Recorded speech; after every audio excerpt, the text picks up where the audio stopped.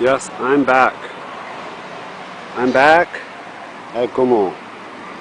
Not to live, but to have one last look around.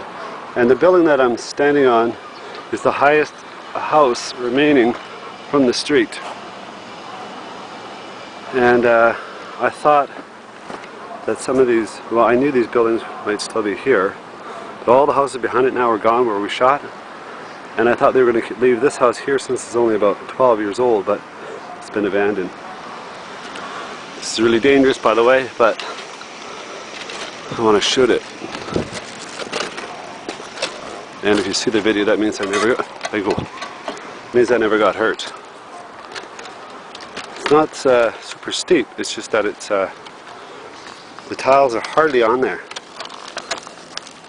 And it is cooking hot. It's really, really hot. Okay, I don't know how many hundreds of videos I've made up here, but it changes every time. And this will be my last time that I'm up here. So absorb while you can, because I don't think anybody else is going to come up and shoot a video. To get into here now is impossible, so I had to actually lift up the construction cloth and sneak in. You can see the excavators there, and that's where we last shot the scene from Sunday Club.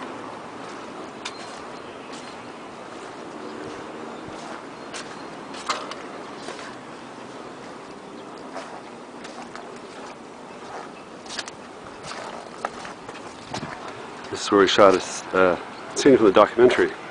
So this one particular house here, who's been up here? Mike's been up here, David's been up here, Jennifer's been up here, Michael the DOP's been up here, Vi's been up here, and numerous other people I can't remember, as well as everybody that shot my movies up here. We walked along that road there. So a lot of people have been up here, a lot of people that I care about. And how's this for thought? You know, first and foremost, I'm a sentimental, sensitive guy, so leaving is hard for me. But if you think about it, if you spent even 8 years in prison, you probably get really used to your routine, your jailers, the people that you keep you and your cellmate. So even leaving a prison after 8 years, I think you feel a little bit strange. So look down here, look where I had to sneak in. I had to sneak in down there. Lift that, and come on up. So let's go down there. So, let's get down first. Familiar sound when I'm walking around these places here. I've got to watch my time too, because 10 minutes goes really fast these days, and I seem to have so much to say. Sometimes people say, you know, Michael, when you're walking with that camera, I don't know where you come up with these things to say, because if they walked around, they'd have nothing to talk about, or they'd go blank, or they'd feel a little bit camera shy, not know what to say. But I never have things to say. It's not my opinion, it's just kind of venting, I guess, or expressing what I feel and what I see. Now, I will return to Korea. I'm leaving on Sunday. I will return either 3, 6, or 9 months. I'll be back for my filmmaking work.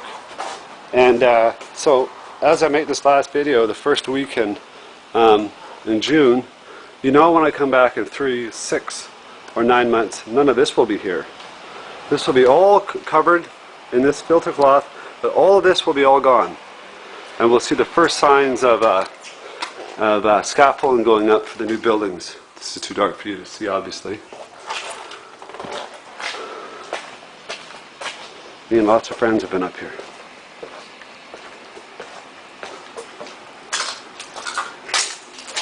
Okay, let's go up these steps here. So this looks like a bit of a plateau, a bit of a lookout. And if any one of you is watching this video, I hope you feel a bit sentimental too. Any of you that have come up here with me.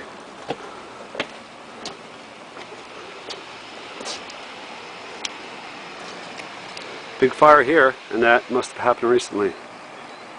These houses were burnt before. This is kind of the main road that divides. This stuff here will not be touched for a little while anyways.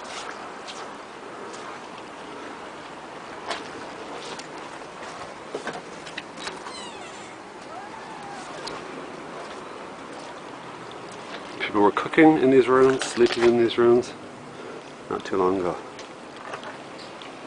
Let's try to have a look at those burnt houses, although I can't really get into them. It's just not safe. None of this is safe. I'm walking on these wet steps. There's no real, well, there's no railing at all. It's removed. They removed the steel and the copper and stuff to try to salvage it and make some money.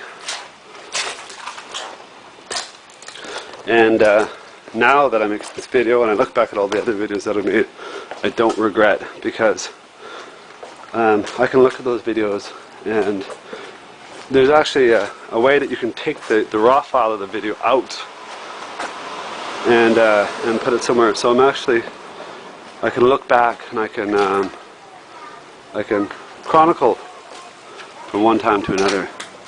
And this is where it burnt down. This building was ablaze. Now, I don't know why this was on fire. The fire didn't reach down stairs here, obviously, but the top floors of these three buildings were burned. And when wood's been burned, it becomes very, very weak. So I gotta be really, really careful. Now, can you give me any idea why this would be like this? Look at this, torched. Somebody should be up here with a camera. A good photographer, unlike me. Look at that. Incredible, huh?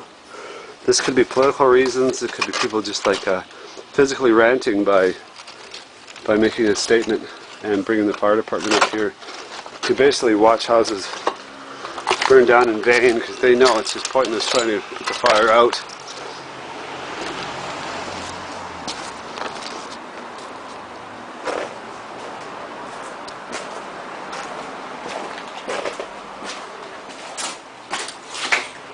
Okay, what else can I say?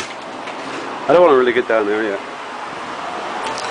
That means the video is over, because this is the last time I'll see this place. And it's like, you know, you could have a million photographs. Literally, you could have a million photographs of an area that means so much to you. And then, after you've looked at those million pictures, you feel empty because you can't look at them anymore. Or sorry, there's a limit to them. They run out. And so I can shoot a billion videos in here. The fact is, this place will be gone, and I cannot come back and revisit it. About this place. Oops.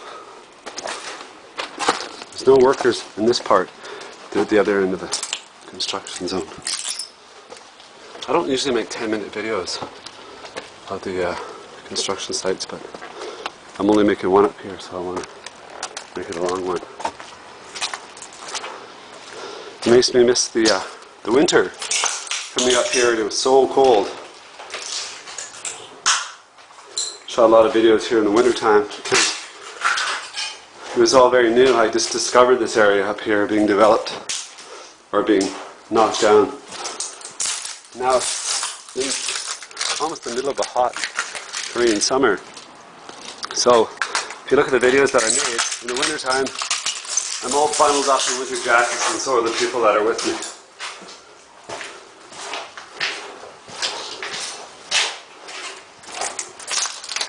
Harsh realities of the world and development. I've got a lot of comments lately about people's opinions on what's the alternative. And I totally agree that a lot of these places are just not safe. And they're not really that humane to live in, because there's roach problems, there's bug problems, there's safety problems, they're fire hazards, and they're quite dangerous. But if we could only, so bring them up, build the gigantic high-rise apartments, that's fine. Make them at a reasonable price. And places like this, let's say you're knocking down whole city block, let's say, of these, well, keep one 4 square block radius, fix them up, make them pristine, and give them to the, rent them out cheap to the poor or the older people. Okay, I got 15 seconds left, so I can't really talk anymore about how much I'm sad to see this stuff go. But I'm going to crawl underneath this blanket in the last few seconds.